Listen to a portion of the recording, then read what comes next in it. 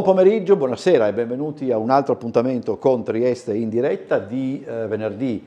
Noi ci occupiamo di cultura e spettacoli tout court. Nella seconda parte, per qualcuno vorrebbe dire misteriosamente, sarà con noi Giacomo Seguglia, ma poi capiremo anche perché. Nella prima parte invece siamo in compagnia di Elia Macri, che è il direttore artistico dell'associazione Schiller, e di Davide Rossi, che abbiamo già conosciuto come attore, come regista, ma che in questo caso ha anche, diciamo così, costruito, mettiamola poi dopo, spiegate meglio voi, una trama attorno ad una composizione di Viozzi, di Giulio Viozzi, che sarà rappresentata lunedì e martedì al Teatro Miela alle ore 20:30. Ho detto giusto, senza almeno fatto la mia bella figura, adesso invece parliamo. Intanto cominciamo un po' da distante. Noi avevamo già parlato dell'associazione Schiller qualche mese fa, Macri era collegato quella volta da Vienna, oggi è invece qui presente. Allora, che cos'è l'associazione Schiller, che poi, se io non fossi stanco, la direi anche in tedesco, ma non ce la faccio, abbi pazienza, sarebbe Hilfsverein, no? Schillerverein. Umberto, credo che ce la fai, sì. Okay. Schillerverein. Che cos'è allora l'associazione? L'associazione Schiller è un'associazione culturale nata nel 2007 sul solco di quello che era il vecchio Schillerverein ottocentesco, cioè dell'associazione Schiller, che era presente in città da metà dell'Ottocento fino al 1918 e si faceva promotore della cultura e della musica e del teatro, soprattutto di matrice tedesca. Questa associazione è stata rifondata nel 2007 e questi 23-25 anni, oltre 25 anni di storia, 15 anni di storia, scusate. 17 sono 18 anni di storia. Sì, esatto, siamo diventati maggiorenni. Matematica non era il mio forte. E in questi 18 anni di storia abbiamo riproposto le grandi pagine del repertorio musicale tedesco, soprattutto lideristico, e grazie a questa associazione eravamo qui appunto 2 mesi fa a parlare di lideristica e a proporre diversi appuntamenti concertistici. Il primo si era tenuto il 27 febbraio alla Sala del Ridotto del Verdi con la Laura Antonaz e Edoardo Torbianelli al pianoforte. Ora invece siamo qui a parlare della Giacca dannata di Viozzi, che è un'operina davvero preziosa, rara, è proprio un gioiellino, composta nel 1967 dal compositore triestino Giulio Viozzi, e che l'associazione Schiller, grazie a un progetto di ampio respiro denominato Giulio Viozzi e Marco Sofianopoulos, 2 musicisti del Novecento, riuscirà a proporre al Teatro Miela la settimana prossima, come hai detto tu, il 7 e l'8 aprile alle ore 20:30. Allora, passiamo a lui un attimo, senza spoilerare accenna intanto, Davide, giusto un attimo alla trama. Allora, la trama è molto semplice. Questo impiegato squattrinato, diciamo, non sicuramente uno messo bene economicamente, si dimentica di aver fatto realizzare un abito su misura da un sarto, e la storia comincia il giorno in cui quest'abito gli arriva a casa. Lui era totalmente sovrappensiero, si ricorda di quest'abito e, provandolo, diciamo, scopre che questa giacca, all'interno di una tasca c'è una banconota da 10.000 lire. Ne compariranno altre di banconote da 10.000 lire, e questo atto unico racconta un po' questa indagine per cercare di capire come mai questa giacca di fatto fabbrica delle banconote, e quindi anche cosa deve fare quest'uomo di questa giacca, ecco. Questa è la trama. Questa è la trama. Dicevamo prima anche di andare in onda che dannata sarebbe la giacca maudit, ecco, insomma, cioè non dannata nel senso di apostrofo, dannata proprio nel senso maledetta, c'è il diavolo di mezzo, nel titolo, eccetera. E tu che lavoro hai fatto? Allora, io ho fatto il lavoro intanto di regia della parte di fatto dell'opera, che essendo atto unico siamo attorno ai 35 minuti, e c'era la volontà e l'interesse anche di costruire un contesto per attorno a quest'opera. Quindi oltre alla regia dell'opera in sé, col baritono, col pianista e la compositrice di musica elettronica, ho immaginato questo contesto radiofonico di quasi racconto, presentazione di quello che stiamo per sentire. Questo perché quando Elia mi ha proposto il progetto mi ha fornito la registrazione proprio radiofonica del 1967 con tanto di conduttrice Rai, voci di una volta, effetti di una volta, e mi sono innamorato chiaramente di questo mondo e queste sonorità. E allora, partendo proprio anche da questa esperienza vera di scambio, bene, costruiamo di nuovo, ovviamente nel 2025 con un nuovo sguardo, però quasi quella registrazione lì. E quindi giocando un po', inventandomi delle situazioni radiofoniche, ci sarà questo studio, questi due conduttori, delle loro situazioni, per poi dare il via a questa registrazione live di nuovo della giacca. Allora, poi torniamo anche sul miele, è un po' casa tua, ma questo poi lo so. È bello, no, Elia, che vi siate affidati anche a un gruppo di giovani, non è che questo sia giovanissimo, diciamo la verità. Perché anche lui ha anche una certa... Quanti anni hai? 28. 28, ecco. È giovanissimo, è giovanissimo. Sì, è giovanissimo secondo certi criteri. Però io manco mi ricordo a 28 anni cosa facessi, per cui insomma... però è bello, no, che vi siate affidati anche a loro, perché certo, deve essere anche, diciamo la verità, deve essere così. Era una mia volontà affidarmi a dei giovani, perché è giusto che quelli che oramai non sono più tanto giovani passino il testimone o comunque condividano esperienze, conoscenze e repertori con i giovani, e che poi saranno loro a loro volta a condividerlo in futuro.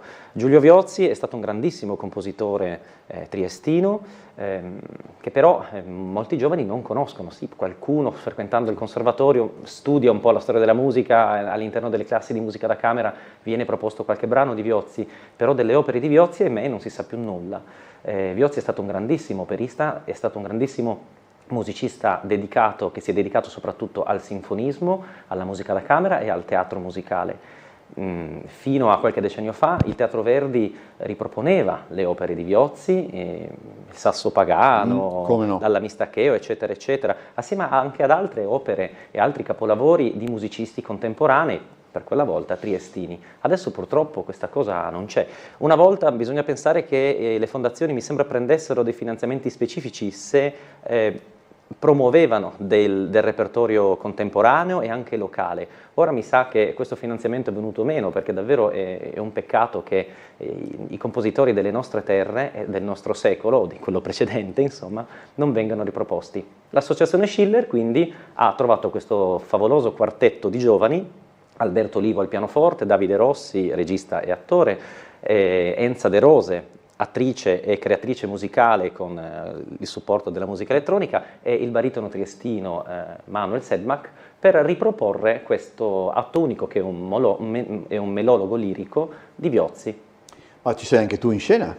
Sì, in scena, diciamo, in questa cornice radiofonica ci saremo capito. io ed Enza, e in più anche questa è un'opera ricca anche di suoni proprio scenici, dal telefono al campanello ad altri, che anche all'epoca venivano fatti da attori. C'è ad esempio una voce radiofonica, c'è uno strillone, e quindi comunque sicuramente un'altra chiave di lettura per lo spettacolo è il mischiare i linguaggi, unirli per creare delle cose nuove. Quindi sì, io sarò anche in scena assieme ad Enza, e quindi a giocare con i musicisti. E tra l'altro dicevo appunto che il Miela è un po' casa tua, insomma, perché assieme ad arti fragili, insomma, si vede che uno è stanco, voi siete un po' appunto di casa. Sì, diciamo ormai sono 3 anni che siamo praticamente in residenza permanente al Teatro Miela, in particolare da quando c'è Massimo Navone come direttore artistico, ma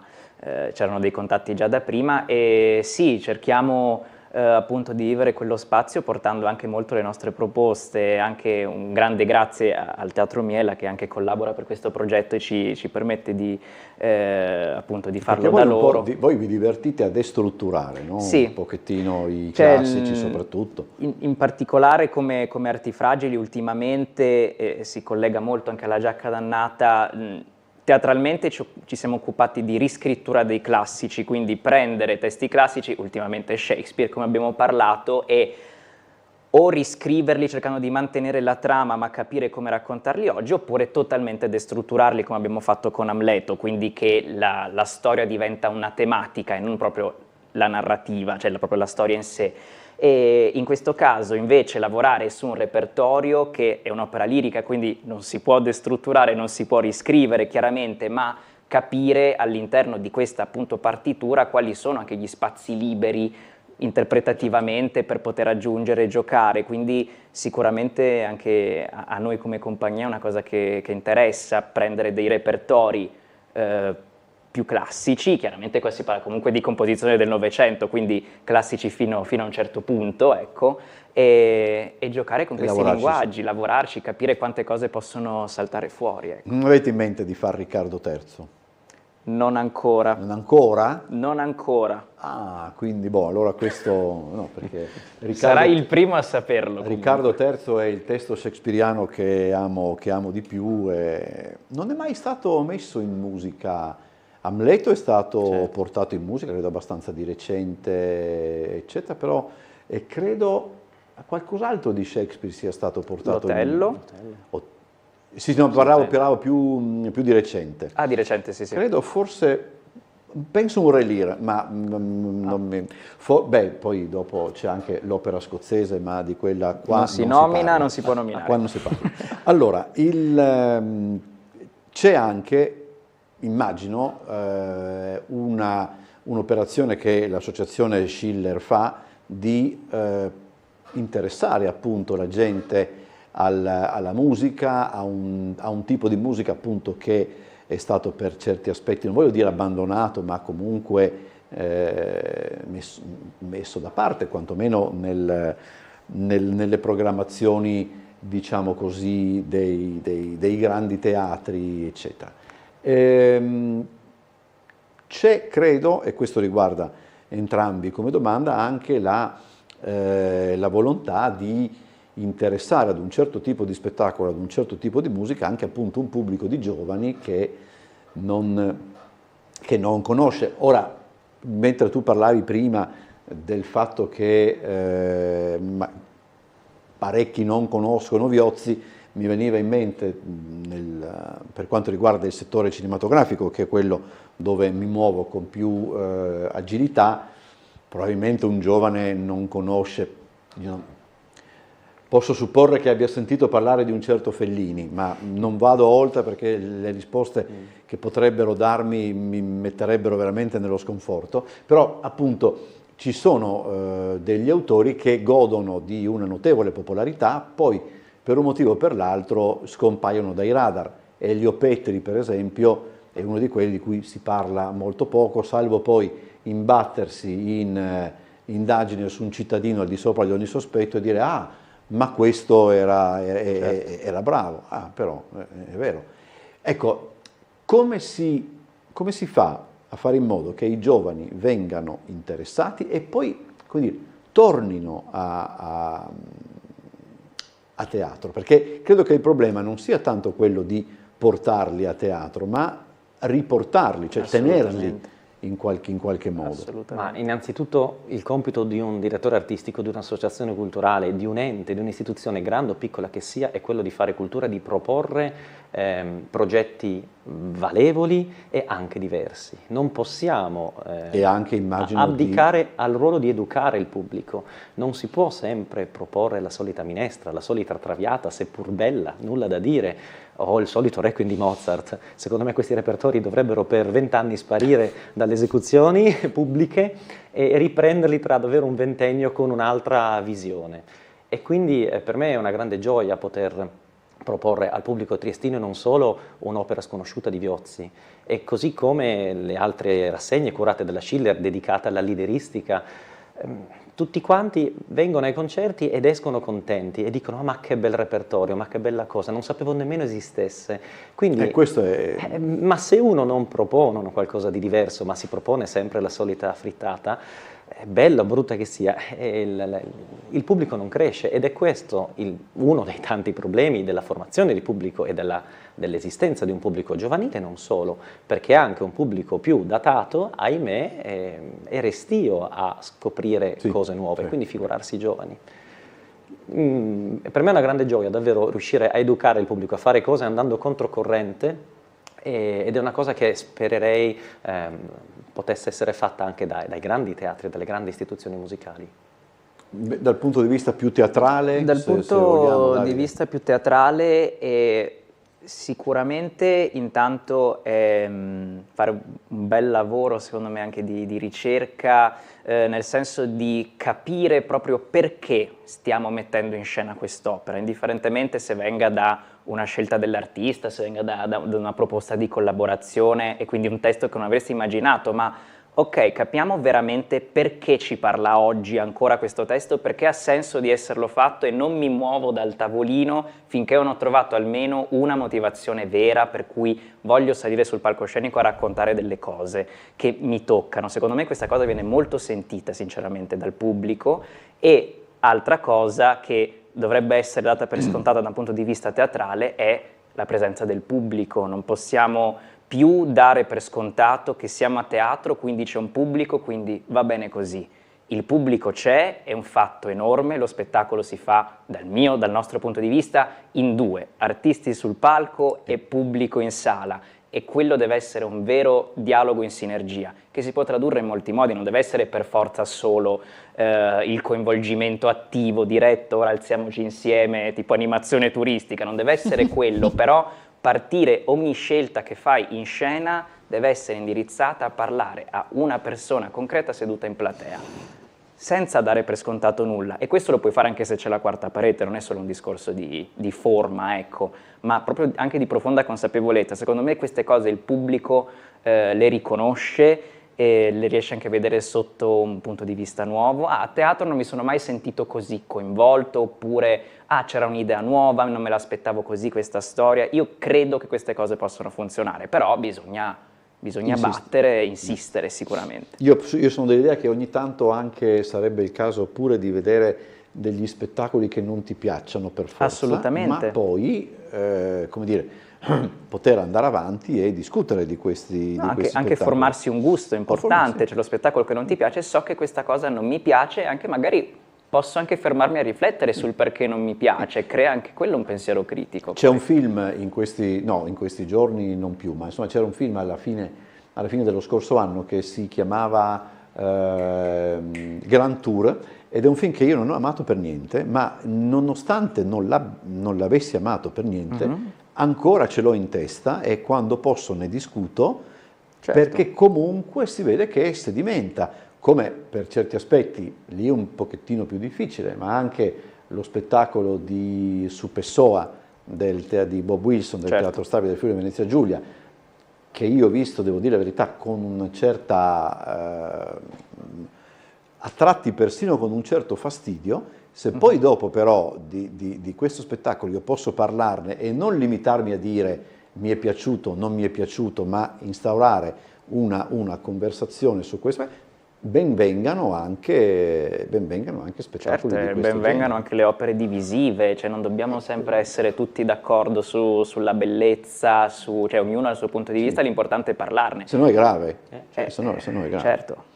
Allora, prima di parlare anche poi dei prossimi appuntamenti della Schiller, c'è un altro discorso che io faccio sempre quando posso parlare, in questo caso di musica, ma potrei anche provarci da un punto di vista di teatro, di prosa, eccetera, ed è il fatto che è palese che anche nel mondo della musica ci siano delle, come posso dire, dei compositori o dei periodi che sono maggiormente di moda, poi appunto carsicamente si inabissano e poi tornano sopra, e poi tornano, diciamo così, nuovamente di moda, eccetera. Corsi e ricorsi, ci sono alcuni che sono assolutamente intoccabili, ma altri che appunto subiscono questo tipo di...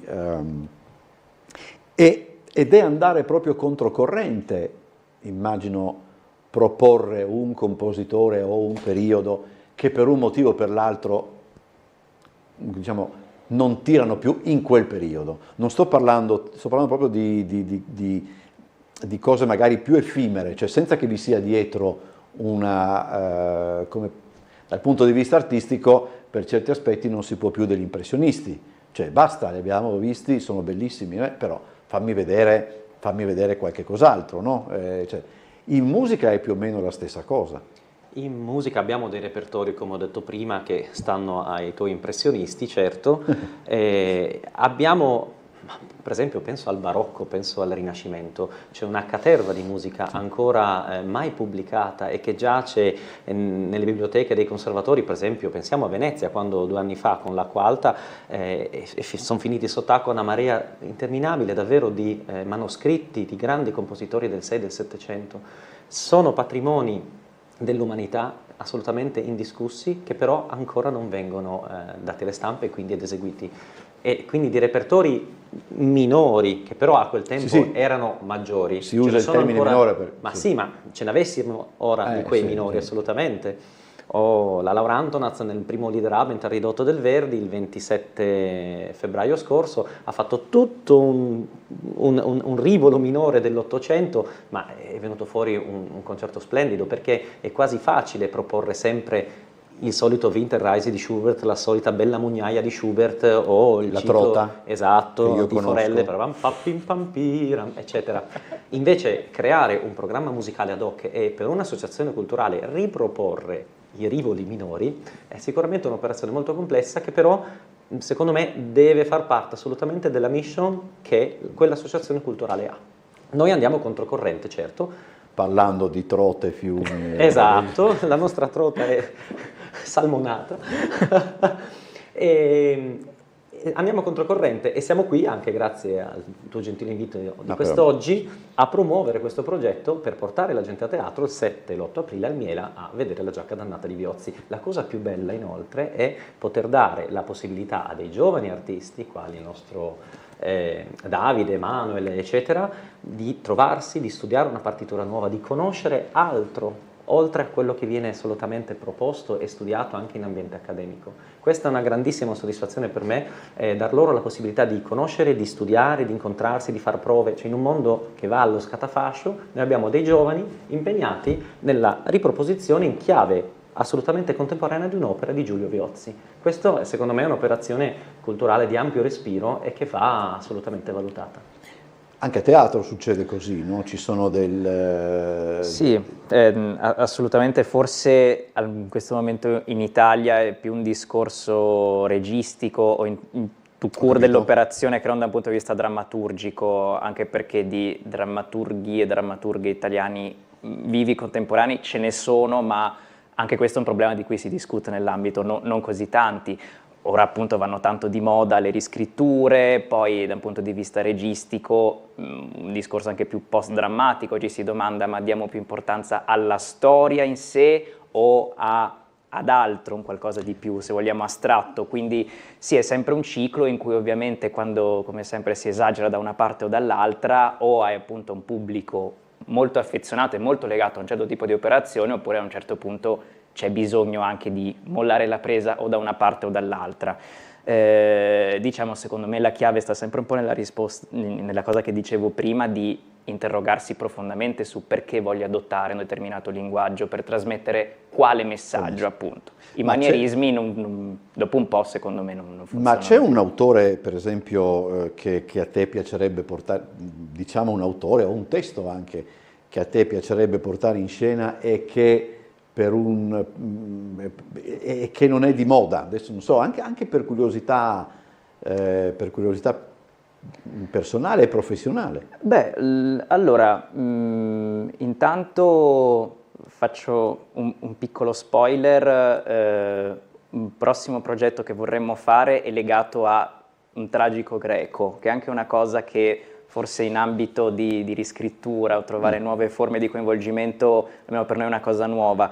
Però anche portare avanti un discorso come Riccardo II, che è un testo di Shakespeare appunto poco rappresentato, sì, è poco rappresentato. Quello sicuramente, come anche un discorso anche a partire da testi non per forza teatrali, non di narrativa, ci sono tantissimi racconti, c'è anche di persone celebri, ma non so, ad esempio, dico uno dei grandissimi, prendere un racconto di Borges e capire come riscriverlo, che trama salta fuori, oppure anche prendere una trama celebre e trasformarla in una trama originale di oggi, che è anche quello che chi la conosce lo riconosce, se no dice cos'è questa, una roba nuova.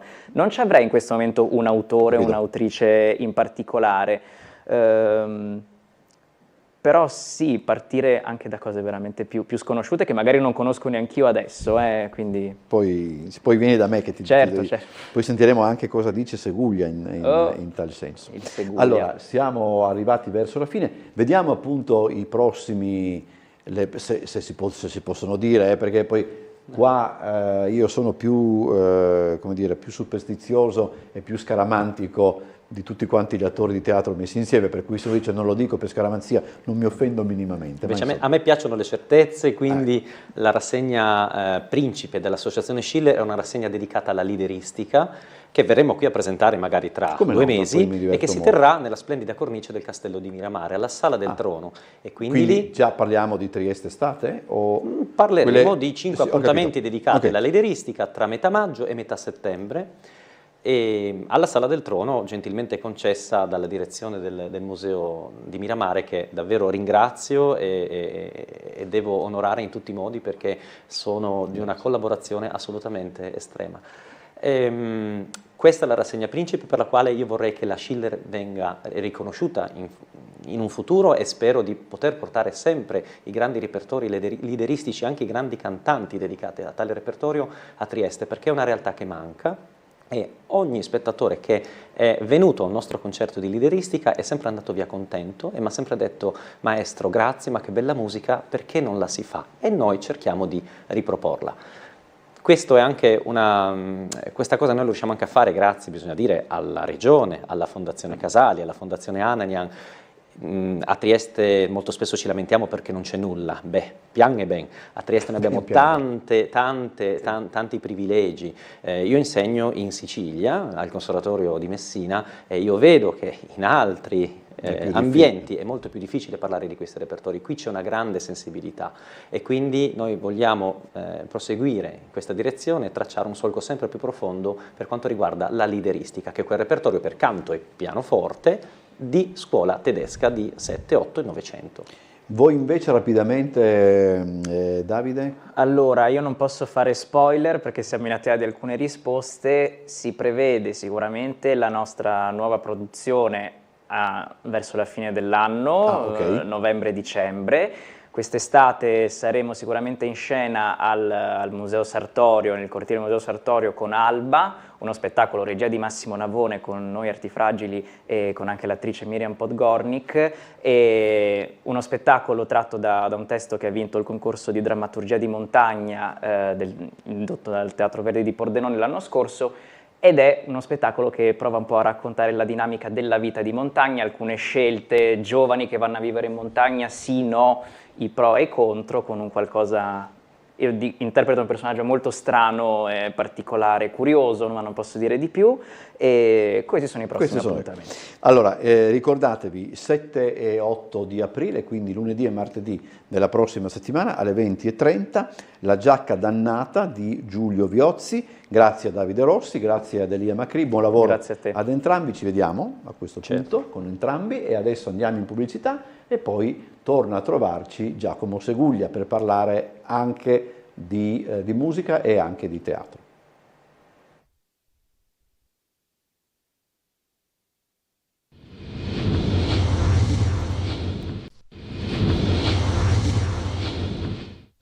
Seconda parte di questa puntata di Trieste in diretta, si è materializzato, come annunciato, Giacomo Seguglia, grazie Avete repliche anche oggi? C'era una replica di Le nozze di Figaro? No, oggi era abbiamo una giornata terminato ieri tranquilla? sera. Avete terminato? E riprendiamo a fine aprile, dopo Pasqua. Ah, ok, vi date una pausa. Una pausa, sì.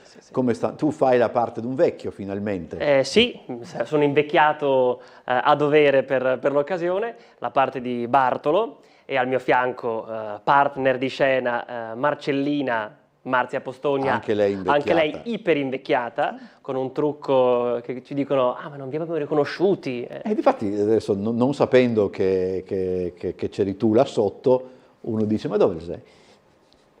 Ebbene sì. E sta andando bene? Perché... Molto bene, sì.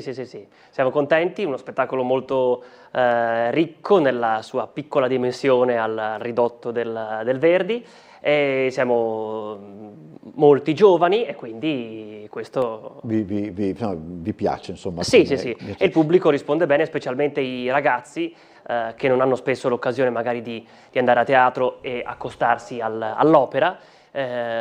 Questo format, diciamo, di operine in un atto riesce, secondo me, a intercettare un pubblico nuovo, ecco, e che forse un giorno potrà anche poi... Qui si pone allora lo stesso problema di cui discutevamo prima. Poi come li tieni a teatro? Lì va magari un discorso molto più complesso, perché si tratta di ragazzi e ragazzini, anche quindi molto giovani, devono essere, come dire, deve essere continua l'attenzione nei loro riguardi. Ma come si fa appunto a mantenere questa attenzione nei loro riguardi, a fare in modo che loro stessi tornino a teatro? Come fa? Secondo me è una tendenza degli ultimi anni recuperare quello che adesso verrebbe visto come qualcosa di banale, quindi un po' di magia con poco.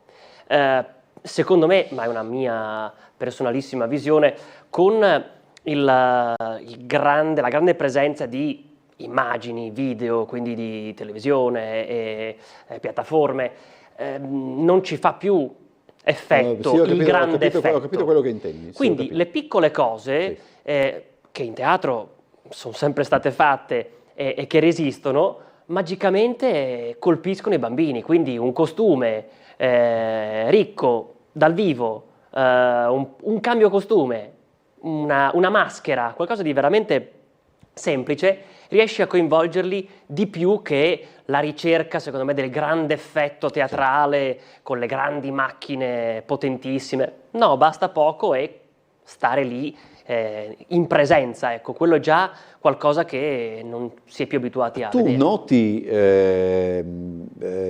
facendo tante cose, no? Perché fai prosa, fai anche musica, eccetera, poi dopo mi parlerai anche di questa cosa di Mascherini.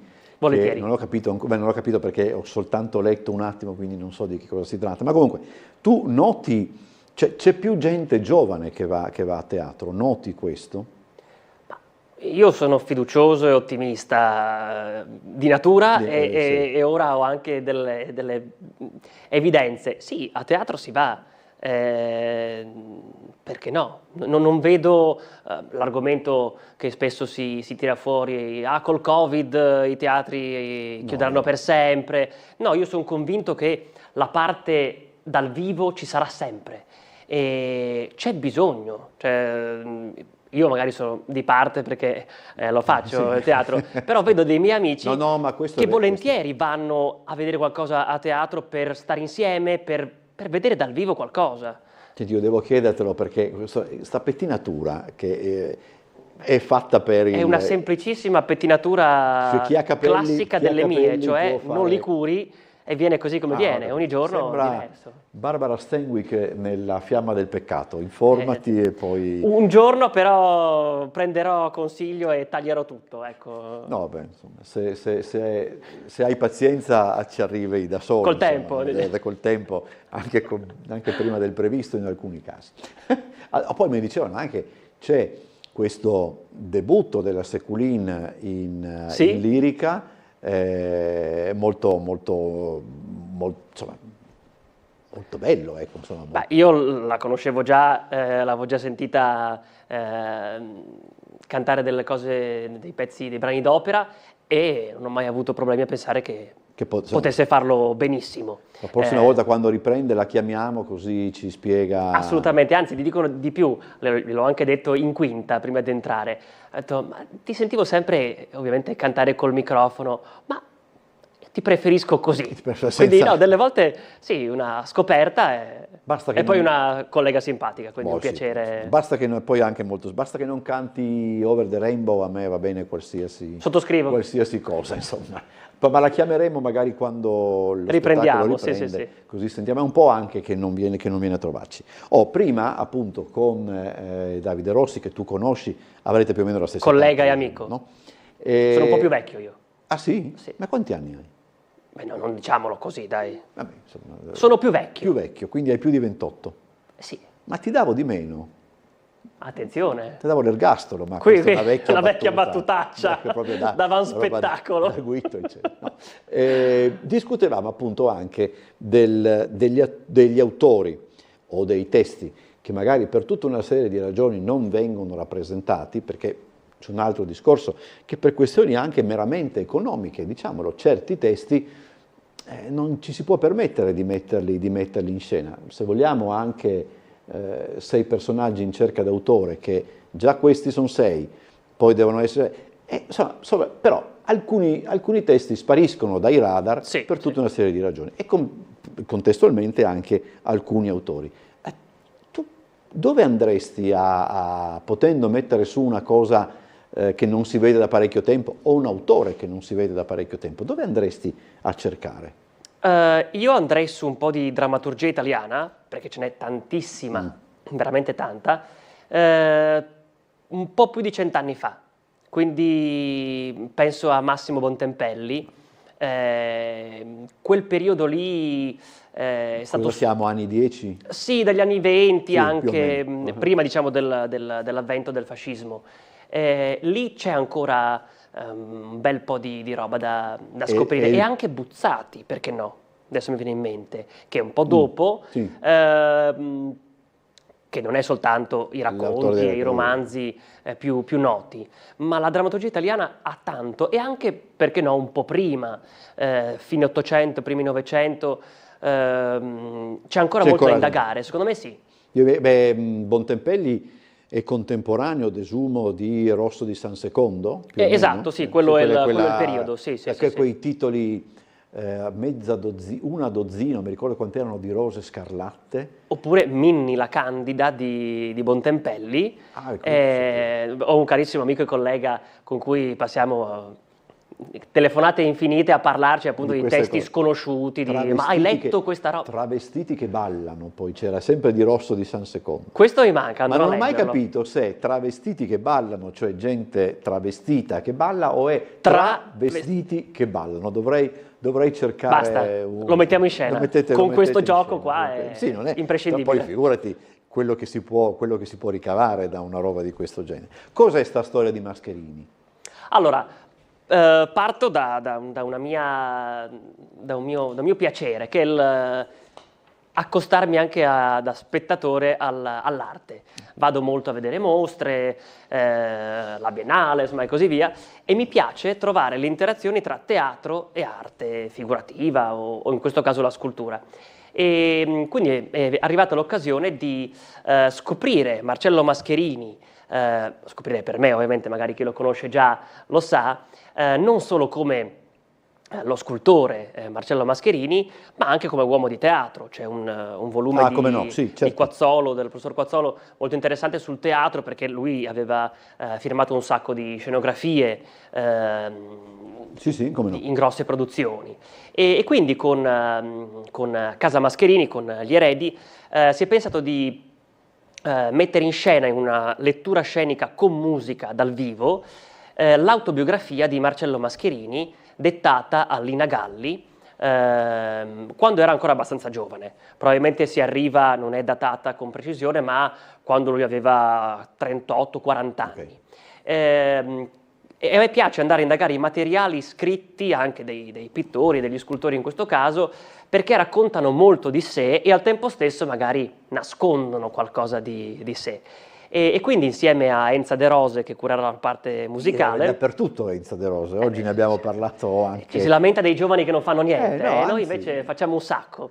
Ci piace, è una cara amica e collega, Come no? che appunto curerà la parte musicale in questa lettura scenica in loco, quindi nella casa Museo Mascherini a Sistiana, e ho pensato di accostare le parole di Mascherini a questa musica contemporanea, quindi ci sarà un ambiente sonoro, elettronico, diciamo così. È facile pensare, cioè non perché stona. No, esatto. Sì. In quel caso ho pensato che forse la cosa più simile alla poetica di Mascherini. Sì. E anzi ringrazio Francesco Bordin, Leonardo Bordin, per l'organizzazione, per aver ideato questa cosa, che è all'interno di un progetto finanziato anche dalla Regione, quindi un progetto molto ampio. Loro adesso hanno curato una mostra con opere di Mascherini al Castello di Duino, quindi insomma c'è c'è un percorso, tanti anche eventi. Ma correggimi se sbaglio, tu avevi già assieme a Godina, se non altro bon, avete già trattato. Sì. C'era qualcosa, no? Egon e Jim, è il testo di Crivelli, del professor Crivelli, e ormai è un 15, no, 10, no, 15 no, ma 10 anni fa, 10 anni fa, sì, più o meno. sì, 10-11 in effetti, dove c'era questo incontro immaginario tra Egon Schiele e James Joyce, e io interpretavo Egon Schiele con capelli molto lunghi, quindi lui, Umberto non si ricorda volutamente perché c'era questo problema. No, ma ecco. non mi ricordo chi aveva la Flaida. Probabilmente tu, per forza, sì, perché eri il pittore. avevo questo camicione, questa Flaida. Il pittore che ha la Flaida.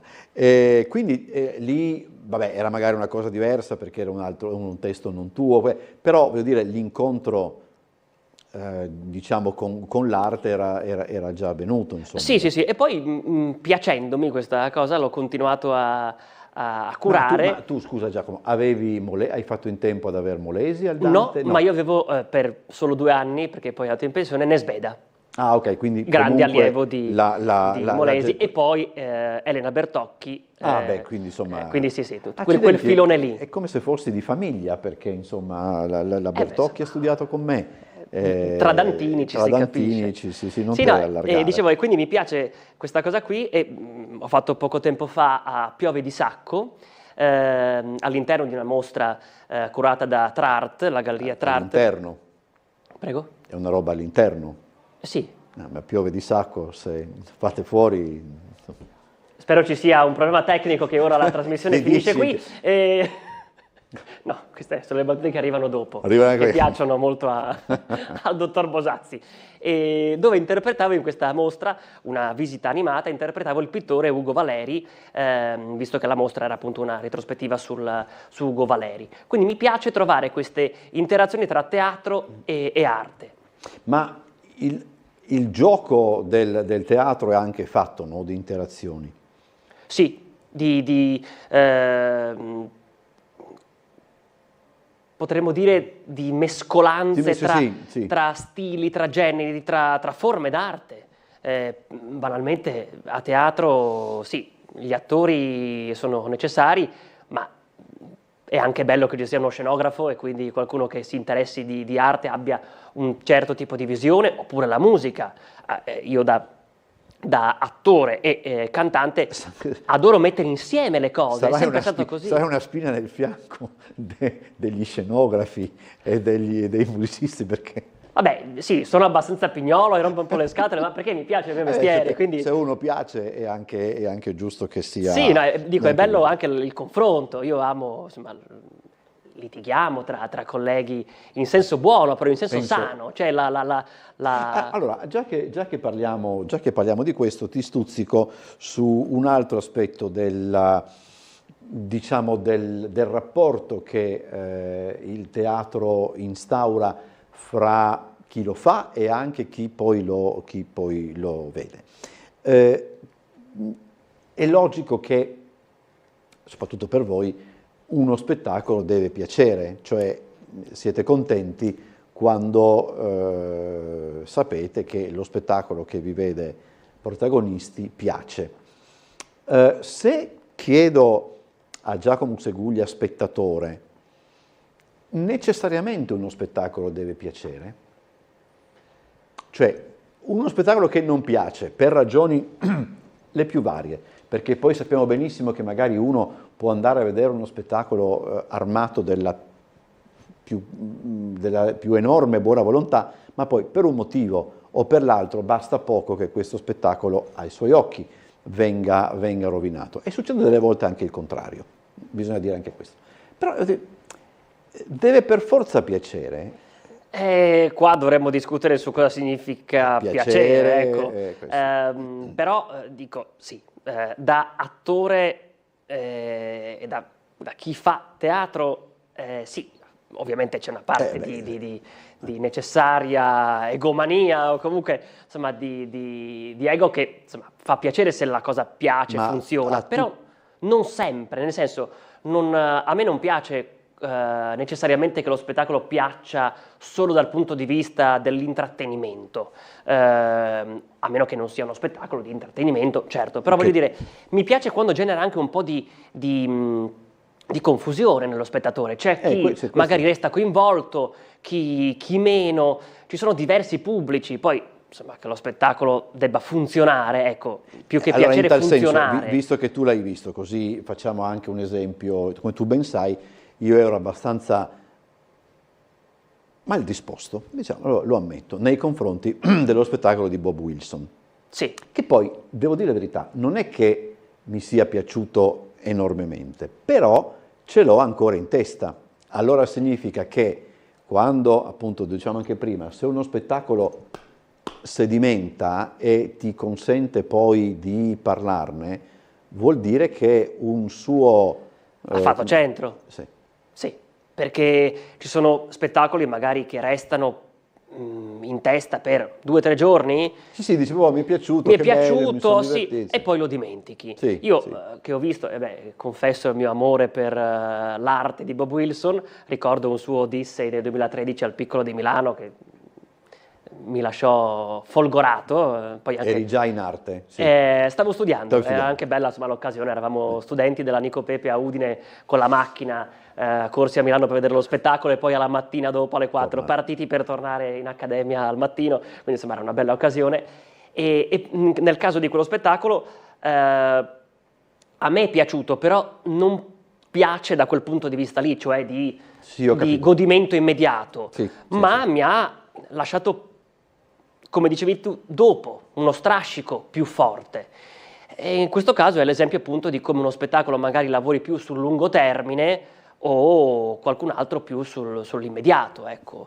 Dipende dallo spettacolo, dalla forma che ha, da cosa vuole dire, a chi si rivolge, che tipo di operazione artistica viene fatta. Io non ti ho mai chiesto quando è nata in te questa voglia di far l'attore, eccetera. O te l'ho chiesto? Non mi ricordo, ma lo dico con molto piacere. Come non te l'ho chiesto? No, penso di no. Da sempre, cioè non ho mai fatto altro e quindi non so fare altro e quindi faccio questo. No, veramente. Ho cominciato in ricreatorio e quando lo dico ad amici non triestini dicono ma cos'è l'oratorio? Sì. E quindi sono lì a spiegare no, il ricreatorio è una cosa comunale, pubblica, vabbè. E lo dico con piacere al ricreatorio di Camporomano, il Fondasavio. Ciao Piccina. Sì, da Piccina. E quindi lì ho cominciato a fare degli spettacoli e ho subito capito che volevo fare quello. E quindi ho fatto il liceo classico, il Dante, perché potevo studiare qualcosa di legato all'ambito artistico. E poi ho fatto dei corsi al Rossetti, alle medie, e poi il Palio degli Asinelli, grande palestra formativa per i triestini, e poi sono entrato alla Nico Pepe, all'Accademia. E lì è stato anche, il passaggio è stato là, cioè quando uno decide di entrare in accademia si capisce che... Sì, poi le vie del teatro sono infinite, ci si può arrivare in 1000 modi, però a me piaceva, credevo in quello che facevo, sono fortunato di poter fare il mio mestiere facendo quello che mi piace, con alti e bassi, è normale, però... Però adesso, al di là degli scherzi, perché io insomma amo prenderlo in giro per tutta una serie di ragioni, però... Glielo perdoniamo.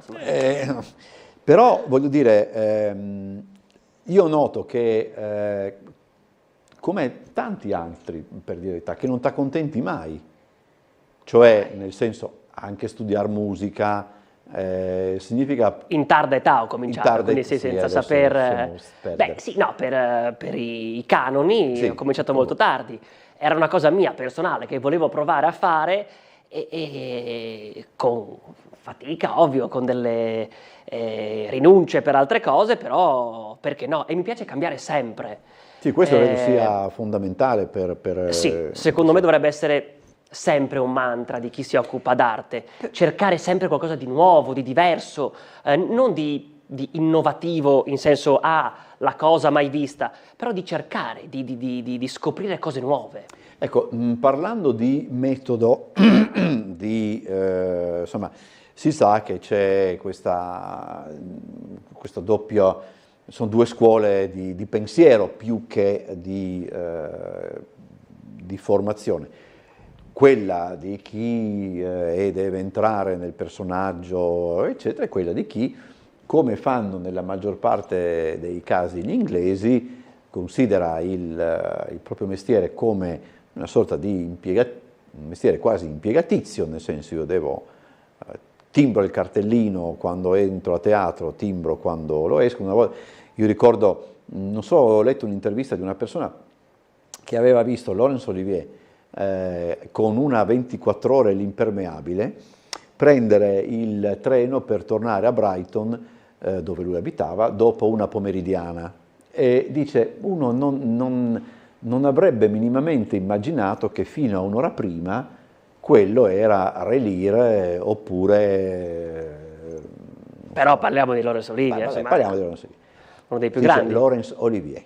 Olivier. Fammi questa cortesia, su questo non Prendo nota. transigo. Perché gli inglesi, anche ai livelli più alti di impegno, hanno sempre quel certo distacco dal personaggio. Altri invece vivono il personaggio fino in fondo, e qui rimando ad una battuta di Marcello Mastroianni che è troppo lunga da citare, ma che vale la pena recuperare su YouTube. Posto il fatto poi che il risultato che si vede in scena o sullo schermo non cambia niente, non è che uno mi piaccia di più perché perché sceglie, così è meglio, un metodo piuttosto che l'altro. Tu quale prediligi? Io penso sempre che alla fine si debba vedere il risultato, cioè funziona o non funziona. Poi il percorso che uno sceglie per arrivare a quella cosa lì fa parte del suo mestiere.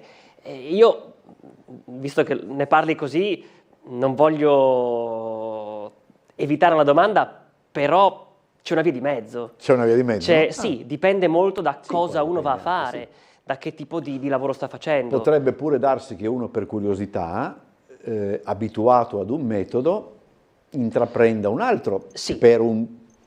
così. Assolutamente. Ecco, una cosa che posso dire, ma per mia visione, la deriva, diciamo, americana, l'actor studio, che sembra una cosa molto molto importante a prescindere da quello che poi uno fa, è un po' esagerata, ma per mio modo di vedere, non è che per fare, si cita sempre l'esempio, per fare Otello, non è che devo ammazzare la moglie, meno male, insomma, non serve questo, e quindi le derive, le esagerazioni non fanno bene a nessuno, ecco. Ingrassare, il famoso ingrassare tutti quei chili per fare un personaggio, va bene, se a uno serve quello, ok, ma ci sono anche le pancette.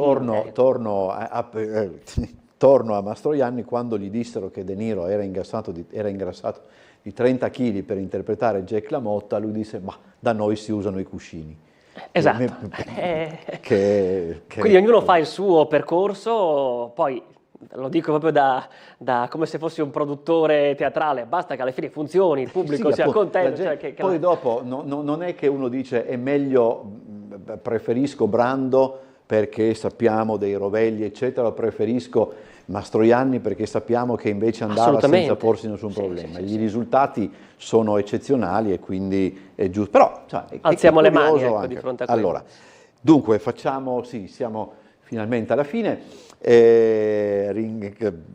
Facciamo il punto. Allora, Le nozze di Figaro torna quando? Più o meno dopo Pasqua? Sì, fine aprile, adesso potrebbe sfuggermi la data, 29, 28, comunque 29 insomma, aprile. fine aprile. Sì, insomma, e 3 maggio anche c'è una... E poi invece l'appuntamento con Mascherini è un po' più avanti, sì, ma diciamo lo stesso la data. È il 10 maggio, il 10 alle maggio. 17:30 alla Casa Mascherini a Sistiana. C'è la prenotazione via mail per riservare il posto, ma insomma verranno fuori le dovute pubblicità. Ecco, però insomma restate connessi. Restate connessi. Grazie a Giacomo Seguglia per essere stato con noi, buon lavoro, saluto a casa. E noi con Trieste in diretta ci vediamo martedì della prossima settimana, come sempre. Adesso c'è questo nuovo orario alle 17:55. Buon fine settimana.